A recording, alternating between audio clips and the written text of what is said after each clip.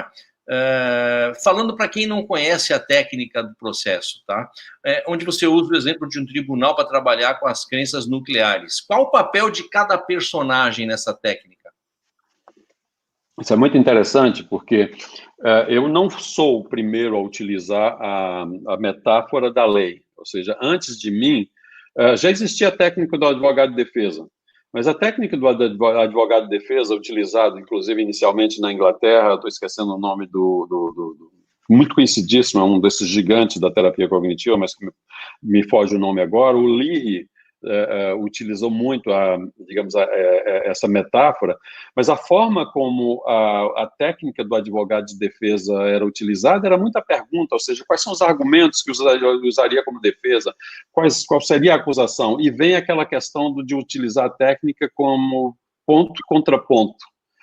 A minha ideia, na realidade, surgiu exatamente da inspiração por Kafka, do Kafka, porque eu interpretei no Kafka uma proposta de um princípio universal, princípio da autoacusação.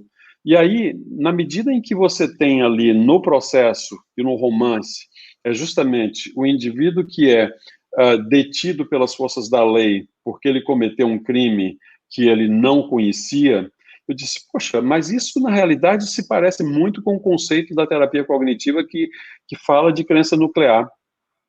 Então, ora, se o indivíduo não conhece a acusação e muitas vezes passa a vida inteira sem saber do que é acusado, inclusive às vezes se autocondena, inclusive o exemplo máximo disso é exatamente o suicídio, não é isso? Mas, e o que acontece no livro? No livro, o sujeito é condenado e executado ao final, sem jamais ter tido, aparentemente, a chance de saber do que ele era acusado. Ora, daí é onde veio a ideia de que nós podemos sofisticar muito essa técnica do advogado de defesa, que é utilizado bastante na terapia cognitiva. Eu posso, desde o começo, fazer uma investigação, e o elemento já existe, é justamente a técnica da seta descendente. Uma vez passando pela fase investigativa e descoberto o crime, que é a acusação, que é a crença nuclear, só existe um personagem agora, que é justamente o promotor. E aí o indivíduo se senta na cadeira do promotor de uma forma distante para falar dele mesmo como acusado, certo? Claro, qual é a sequência? Advogado de defesa. O indivíduo, então, se senta em uma outra cadeira como defesa para falar de si mesmo, ou falar daquela pessoa que está ali naquela cadeira vazia, que é o acusado. E aí eu acrescentei a réplica e a tréplica. E disso foi sendo, digamos assim, sofisticado, porque a partir desse momento, querendo ou não, o terapeuta, ele é o juiz. Mas uma característica do juiz é que ele não decide, ou seja, não é uma coisa autoritária. O juiz está ali apenas para ensinar as regras. Quem é que decide? Os jurados. E aí, o que os jurados fazem? Aí onde entra a avaliação dos jurados de acordo com os erros cognitivos. Então, vamos ver, olha, quem é que está cometendo mais erros? É o promotor ou a defesa?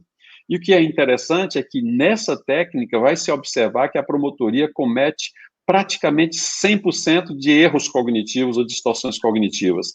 E a técnica foi construída de um formato tal que a defesa praticamente não comete nenhuma distorção cognitiva, porque ela traz fatos sem distorções. Então, é muito fácil, na quase totalidade dos casos, o paciente se inocentar, porque não tem como se condenar, né? Ou seja, no momento que ele se distancia, ele é o jurado, o terapeuta funciona como jurado ali também. Ou quando está se fazendo terapia de grupo, então todos os colegas são jurados. E aí, então, vai se avaliar a fala da defesa e a fala da promotoria e se chega a uma conclusão de que o indivíduo é inocente na quase totalidade das coisas. E aí a gente realmente sofistica isso, dizendo pedido de recurso, promotor perdeu, pede recurso.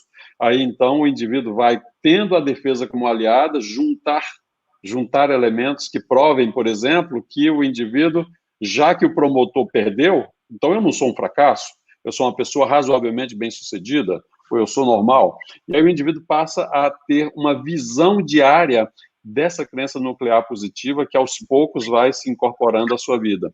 Depois disso tem um processo 2, onde se descobre que o promotor, ele é abusivo, ele esteve aí, ele é muito automático, ele esteve na vida do indivíduo, ele é um personagem que persegue o indivíduo. E se ele é um promotor que cometeu erros, então o indivíduo pode processar o promotor. Esse é o processo 2. E aí, no final, assim, digamos assim, só para fechar com chave de ouro, o objetivo é que o paciente passe a ocupar a cadeira do juiz. E uma vez na cadeira do juiz, ele cria uma sentença para o seu próprio promotor. Então, é muito interessante isso.